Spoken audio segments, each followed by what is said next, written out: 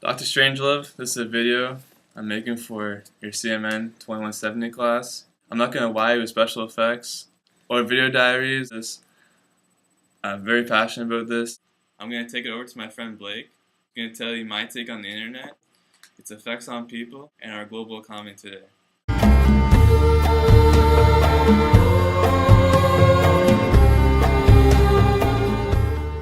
Maybe the fact that globalization is spawning new jobs all over the world. These global villages do exist where people drink well water. But then on a bigger scale, if these sweatshops didn't come into these countries, then these people would still be drinking out of well waters instead of moving into cities and industrialized. Fiber optic cables that were streamlined throughout the world, they way overinvest into these things. So the whole notion of these fiber optic cables collapsed. It gave India the biggest opportunity in the world to become second buyers on these fiber optic cables. Now it's propelling India into the next coming years as the superpower that it's going to be with the IT revolution that the entire world's going through. Bangalore is the new Silicon Valley of the world. The internet is an amazing thing. It's not just about one person. It's about people connecting. A lot of people do use YouTube. It's a massive, huge site. And now corporations are starting to advertise on that. Who really cares if Joe Sixpack makes a blog? Is that really going to affect you in your day-to-day life? No. What is going to affect you is the program and the jobs that are spawning from these people who can empower themselves. Power of the internet. You don't need to make a business meeting anymore. You can email someone in India to do anything for you. People do get ridiculed on the internet. That's a known fact. You're the one that's empowering yourself to click the post on the post video. If you're some idiot who wants to post a stupid video on the internet, then you're opening yourself up to ridicule and criticism. I mean, that's a known fact. There's enough people in this world. If your video is talented enough, I mean, sure, it'll get backed up. But if you're just some Joe Sixpack on the internet talking about nothing, spewing garbage, making an instructional video about yourself, becoming a camera whore, I mean, who wants to see that? You're wasting space on the internet. You're just taking up cyber junk that no one wants to look at. Who cares? Who's stupid and low enough to read these comments on YouTube? Who the hell has that kind of time? We're saying that Africa needs computers, and yeah, you know what? That's good for them. But the internet is providing jobs for them.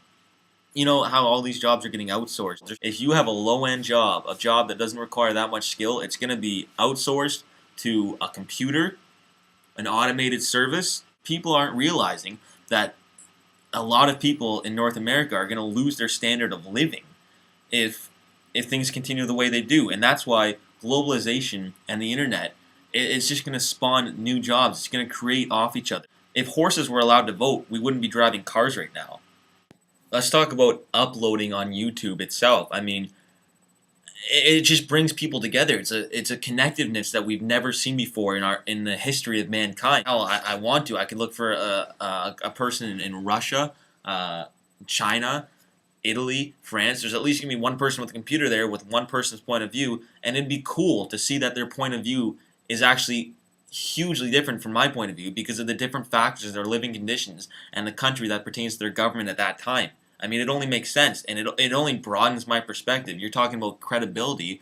It offers jobs. It offers variety. It offers competition. And if everyone were equal, all right, there would be no desire to work. And that's been proven time and time again throughout history. You're thinking about fiber optic cables connecting people worldwide, and you're thinking about this is the perfect way for a corporation to enslave mankind.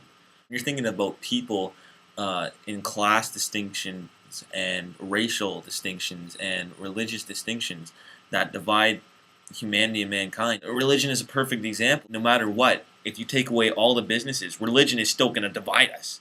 I mean, it's what people believe after they die, and everybody wants that to hang on to. I don't think if there's a business in the world, we'd still be divided. There's always going to be something to divide. There's always going to be something to divide humans, and that no matter how similar we seem, that there's always going to be this dividends between people because there always has been. The internet empowers the individual. It does spew hatred, but it spews 10 times more good than it spews hatred. Everything spews hatred. And the internet is a wild, wild west now, but it will be reformed in due time. And because of this IT revolution that we're having, and that's just a period of time that we happen to live in. Like, we made a huge advancements in technology. I do believe that one individual can make a difference, and it's been proven throughout history that one individual can make a significant difference. If you just take Hitler by an example. YouTube isn't meant to be an intelligent source of communication between human beings. What it's morphed into is people sharing their experiences with life, people sharing their experiences and their knowledge with others. But the majority of people out there aren't that intelligent to begin with. There are people out there with a lot of different points of view in life, and just because they say that American Eagle is terrible because they don't have my size, doesn't mean that millions of people are going to boycott. You're never going to get a huge boycott of a corporation or someone to change something unless someone with that's really credible. Let's take Michael Moore for example. They're threatened by that. They don't. Mathematic PhDs are being poached out of Ivy League schools worldwide to come work for Google. I don't think that means that Google is trying to get the person who pays the most to have their advertisements at the top. If there's two things that are exactly very similar in relevance, then yeah, Google is going to have an all-out bidding war to see who wants it first, because that only makes sense, because when it comes down to it, Google is a company and Google wants to make money too. They're providing services to billions of people every day. There's billions of search hits on Google every day. So I don't think Google is just going to sit back and say, hey, yeah, you can do it for free. They want money too, just like everybody else. They're trying to make a living. When we're talking about the internet not being taken over by corporations, Google, YouTube, which is owned by Google, I think it's called Facebook, we glorify and we propel these corporations to the top because that's what keeps our economy going. That's what raises our standard of living. Without corporations, we'd still be drinking out of a well. Would you wake up in the morning and rather milk your own cow, or would you rather go to the corner store and buy milk from the store, grinding your own, picking your own coffee beans in the backyard if you want a cup of coffee? People are born equal, but it's our surroundings that determine who we are. Everybody's equal, but it's our surroundings that determine who we are and what we become.